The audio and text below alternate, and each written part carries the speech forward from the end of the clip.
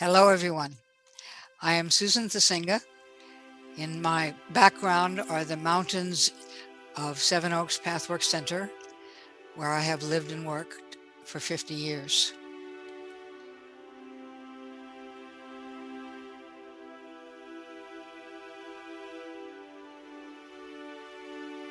The wisdom expressed through the Pathwork lectures, channeled by Eva Paracas, has profoundly impacted and indeed transformed the lives of thousands of people.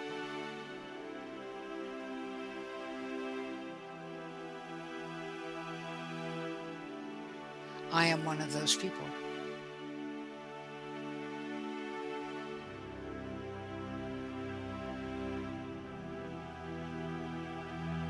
I am happy that the Pathwork Foundation is now offering a truly global conference on these teachings, with sharing from those of us whose work and life have attempted to embody these teachings. Like any spiritual path or religious movement, especially those like ours, which are based on a sacred text, there can be different and even divergent readings of that text.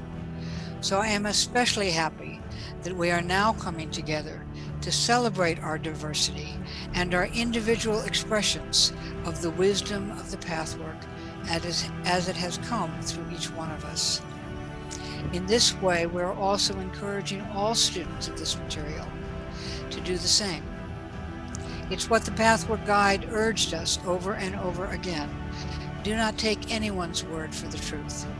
Look within and find how and where truth resonates and takes root in your own being. Find your own inner authority, are his words. Or, in the words purported to be the last words of the Buddha, be a lamp unto yourself.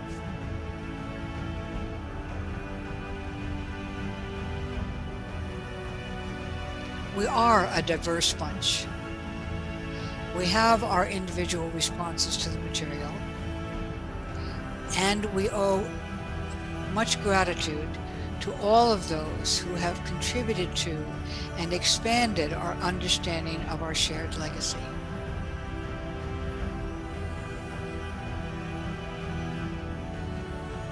Moira and Bert Shaw's contribution of the 50-50 work has been an outstanding contribution. Many others have written and published books based on this material. We need to welcome the diversity of approaches. Some of us have found inspiration from other spiritual paths. Some of us have turned to the new science of neuroscience, of brain development and trauma to help us understand our childhood wounds. Some of us have returned to the religious lineage or traditions of our ancestors and blended these with our pathwork. All of these explorations are part of our shared quest to come into deeper, more intimate contact with ourselves and each other and the world. Some of us have stayed close to the Pathwork sacred texts. Some have enfolded into our teaching the words from other wisdom traditions. Let's welcome all the diverse teachings from all of those who have lived the Pathwork to the point of embodiment. Over time, this practice leads, as Carolyn Tylove, the founder of the Philadelphia Pathwork, once named it, to becoming a living lecture. This gathering will showcase many who have become living lectures.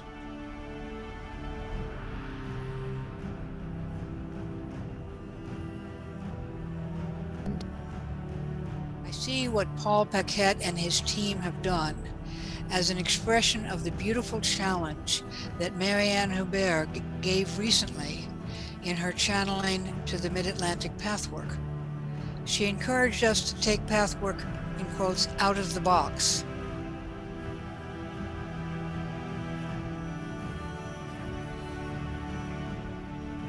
Let the teachings resonate within us and take new forms of expression.